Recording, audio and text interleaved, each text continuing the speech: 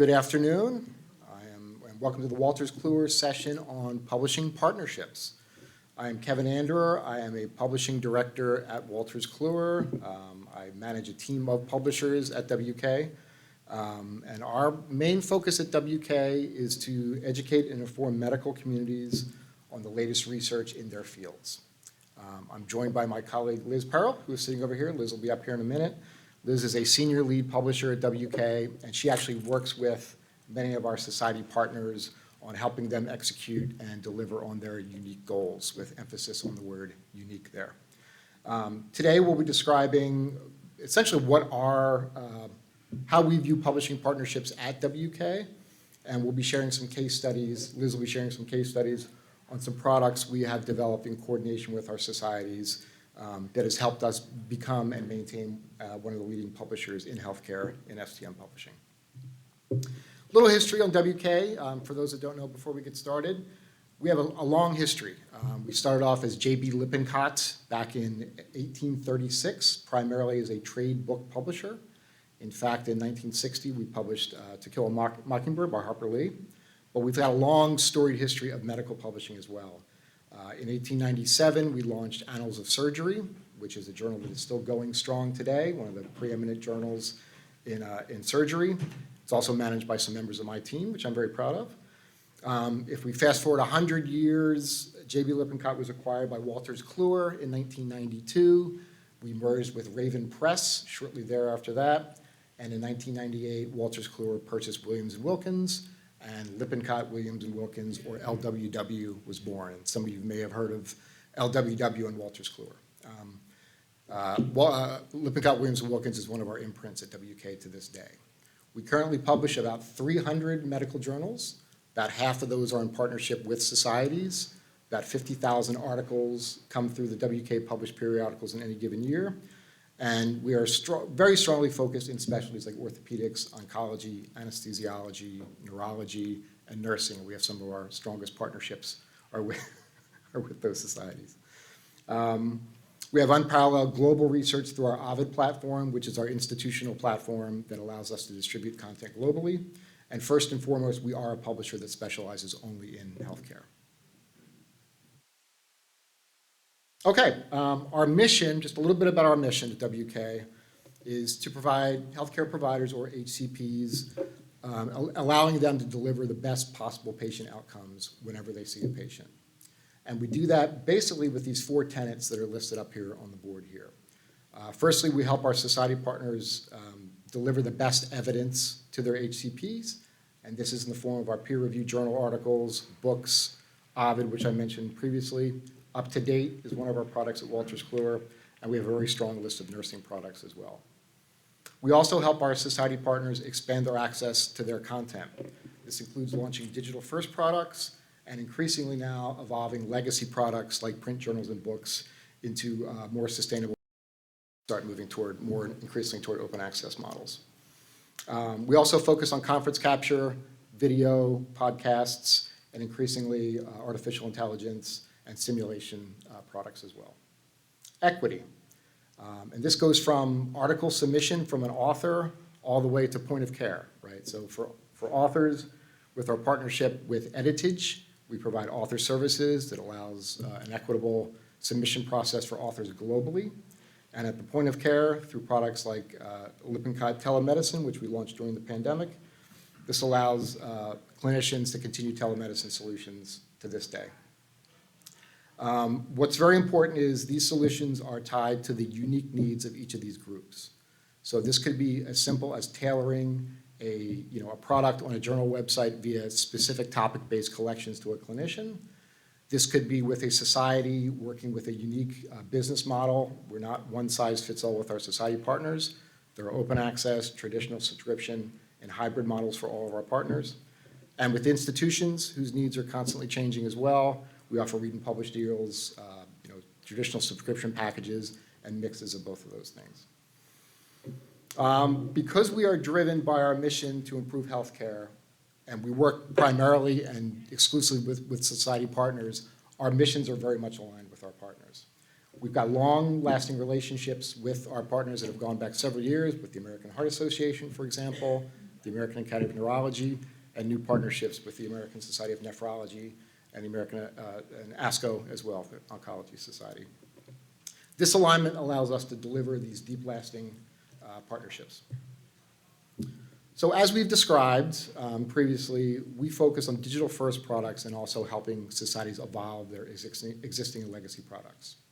The person at WK that is in charge of doing all this is the publisher. So Liz is going to be up in a minute to talk about some of this. This is our person that is not only manages the business at WK, but they also work as a consultant for the society, and they're the advocate within Wolters Kluwer for the society. So this is the person that works with the production people, the marketing people, the Ovid folks at Wolters Kluwer to make sure that the needs of the society are being met and our goals are in a line and we are achieving them. I want to emphasize the word, again, unique, which I've done a couple times here.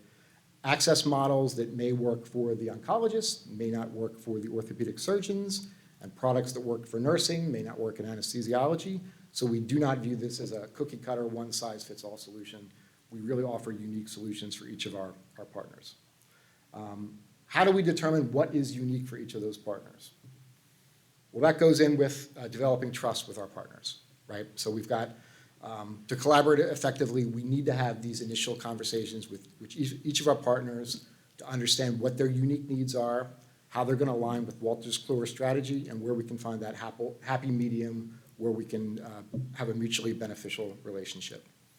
At a recent launch, for example, with one of our societies, we had a kickoff meeting that not only included the usual suspects you would expect, society leadership and editors, along with the publisher and marketing folks from Wolters Kluwer, but we also included some of our third parties, partners on platform and in vendor situations, and we also included Wolters Kluwer executive leadership and some folks from our CME division as well, because that was meeting the unique needs of that particular society.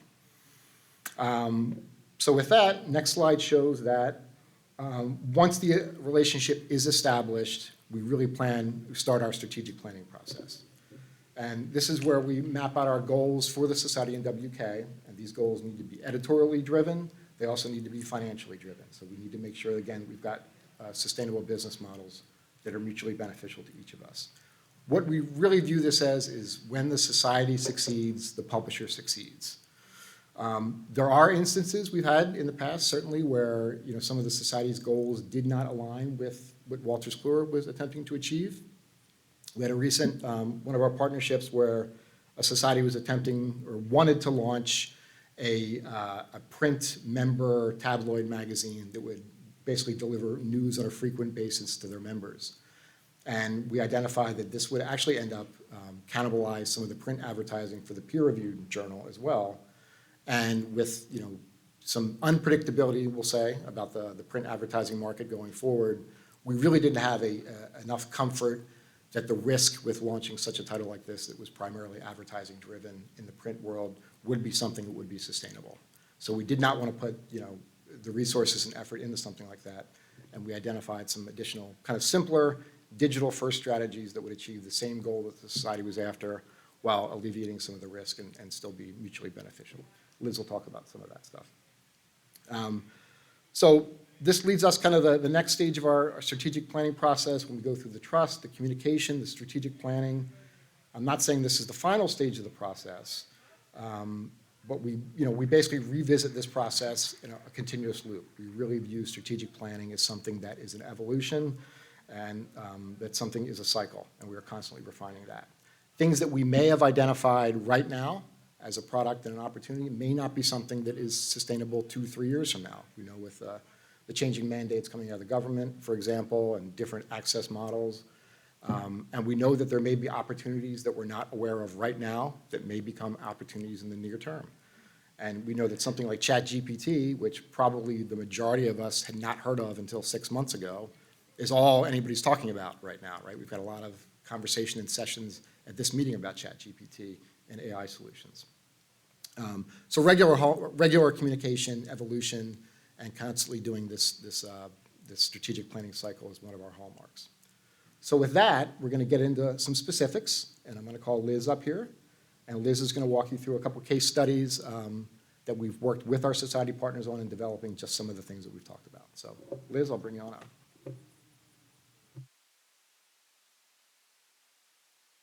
Good afternoon. Thank you, Kevin. All right, so Kevin mentioned an overview of our society partnerships. I'm a publisher, work with a number of medical societies, and of course, as a publisher, I'm also responsible for the health of the journals, and one of those healthy options is really to grow revenue for the society itself, for our partners. Therefore, we do innovate and we do look at a number of options, what's available in the marketplace that we could maybe institute ourselves that would help drive efficiency and also drive revenue for our accounts that we were responsible for. So I'll briefly talk about Perill pre-flight. It's a bit of a mouthful. However, this is a tool that is web-based, solely web-based, and it is a free tool for authors to upload their manuscript to. And what it does, it checks the manuscript for all of the natural issues that manuscripts have in terms of grammar, in terms of language, in terms of what's missing from a manuscript itself. This is pre-submission to a journal, and we have instituted this across all of our journals. It is free for all of our authors, and we're working with our society partners to roll this out. Essentially, this pre-flight is an option for authors. It can reside on the actual submission site itself or on the journal homepage. Each journal has an individual homepage, but essentially what it does is help to prepare the author for submission. So about 7 months ago, we rolled this out for our medicine journal. It's our open access multidisciplinary journal.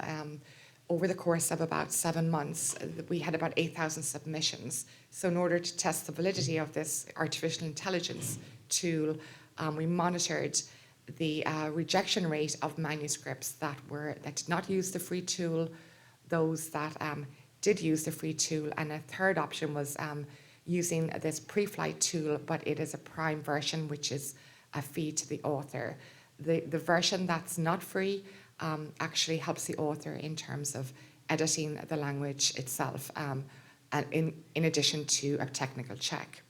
The result of that initiative was that approximately 36% of manuscripts that did not avail of the free tool were rejected based on technicalities.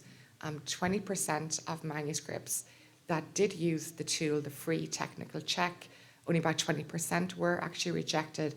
And those authors that actually used the Prime version, which started out at $29 and is now $99, only 6% were rejected based on technicalities. So this is sort of tool that was helpful for authors. It's a revenue driver for journals. Some of those revenues are passed back to our society partners based on income and use.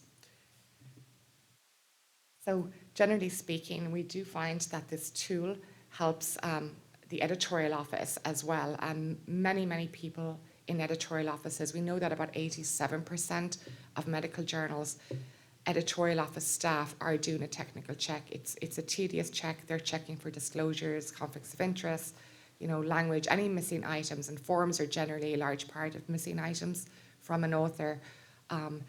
Generally speaking, each technical check is on average of about 9 minutes, and some manuscripts are checked more than once. So this artificial tool helps to cut down on the editorial office time and effort based on these technical checks. It also helps the manuscript get through peer review, get a first pass on the editorial office itself when they have submitted their manuscript. And this is just one example on medicine where it actually resides on the journal homepage. It's very clear to the author if they want to use this technical check for their manuscripts. So that's one case. This is relatively new, but it's one innovation that we are using to really help the manuscript make it past peer review and ultimately to be accepted. Some other revenue driving innovations or products that we have developed are podcasts. So these are sponsored podcasts. basically, what they are is, we all know what a podcast is, but having done market research, we know that like 1 in 5 healthcare professionals, they want to absorb file. They're on the go, they're busy. So podcasts are really a really great venue in order to get messages to the practitioners or to the medical directors, those who, the target audience as such. So essentially that's what the product is. The sponsorship then in terms of working with clients is if your journal has, or if many journals have an advertising arm, we know that print, there's attrition in print, there's lots of different challenges in the market in terms of driving new revenue streams. But at least in terms of a sponsored podcast, is that our sales folks will work with our clients to create a podcast that would either reside on a collection, for example, with nursing management, a collection page where the sponsor can have exclusivity in terms of advertising space, so a banner or a leaderboard or some text with a link out to their product. A sponsored podcast generally has about a 15-second introduction from a company. So they don't generally endorse their products, but they may have an introductory such as, this podcast is brought to you by Biomet or whomever the sponsor would be. Then the podcast itself is research-based or medical-based. This is a great revenue driver. One of the main things in terms of keeping up momentum is having regularity with a podcast. So if there's if it's a monthly journal, for instance, if there is a monthly podcast, then it builds momentum. The threshold really is we look for about 1,000 listens a month because we send this information back to the sponsors who pay for these podcasts. And then keeping that momentum up and keeping it alive essentially is where it tends to generate revenue. So that is really one area that is of revenue generating. This again is the same type of podcast sponsorship, but we can actually produce it at the article level. So if a company is interested in any particular article that's upcoming, we generally ask the editorial office for an editorial calendar. Our sales folks will share that with the relevant clients, and they can do an exclusive podcast on their on the article based itself. Again, they get exclusivity in terms of banners and leaderboards and a call out text and a link to their homepage if they like. Again, there's a little bit of a pre-roll where the host will introduce the podcast itself and explain that it's brought to you by one of our companies in that sense. So this is great if there is revenue for a journal that's coming in, advertising revenue, and where we find that print is really declining. So we offer different options for digital because that's where really the advertising spend is going. And like I said, we our clients are very important to us, our society partners. So we have to find new revenue streams and continue and grow those revenue streams. So there are just a couple of examples. I'll hand it over to Kevin, who will actually talk a little bit about resource centres. Thanks, Liz. Yeah, so a couple more things to talk about. One is an incredibly simple product that we also did, and this is just evidence that, products that are coming out of our strategic planning and our partnerships don't necessarily need to be complicated and overly engineered to be mutually beneficial and successful. This is a very simple example of something called a branded spotlight newsletter. There's an example up here of one we did with ACOG, the American College of Obstetrics and Gynecology, for their journal. And this is essentially just content that is selected with coordination with ACOG and an advertiser. And this is basically an email that would go out to support the advertiser's mission. ACOG would select with the advertiser the content, improve the content, and this was a very simple email campaign that goes out in a newsletter format with content being forward, and this achieved a mutually beneficial goal of delivering the advertiser's message while being something that was delivering content to the membership that ACOG wanted to deliver, and financially was beneficial both to Wolters Kluwer and to ACOG. Very simple, very easy to execute, and a successful product. We do a number of these. A little bit more on the robust side, something a little bit more complex. that takes a little bit more development and strategic planning would be something called a partnered resource center. And there's an example up here of one that we're doing with the Journal of the American Association of Nurse Practitioners. But this would be something that unites content from a journal along with content from the society, and this could be things like guidelines or society videos. Also could unite Wolters Kluwer products. So this could be books that are published by WK or conference capture materials. Brings all this stuff together under one banner on one platform. This one happens to be on our proprietary EJP platform, but we also do this with some of our third-party partners. And in this case, it brings a bunch of content together that is topic-specific within the confines of a society or a specialty, and delivers content that that particular society or group of people are interested in. In this case, the AANP members are very interested in addiction topics, along with migraine, women's health, and diabetes. And we had specific resource centers around those topics that were sponsored by industry. In this case, Dexcom, Eli Lilly, and Novo Nordisk sponsored this content.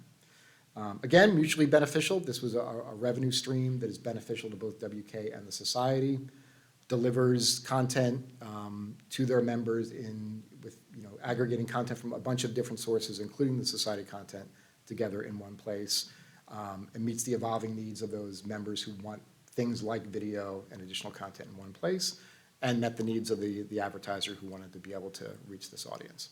So a little bit more robust, but something that is pretty successful for us, and we're developing more and more of these.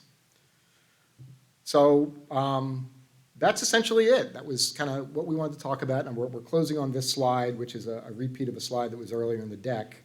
And I'm doing this intentionally because we're saying, again, that this, the strategic planning process is an evolution, and it is recurring. We keep, doing this over and over again.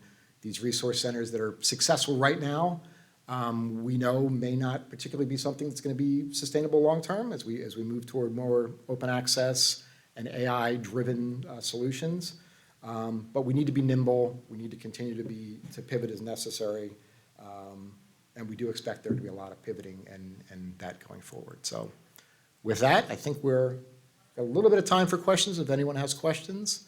Or if not, Liz and I, and there's a number of my Wolters Kluwer colleagues throughout the room here, we'll be around the next couple days happy to talk to you.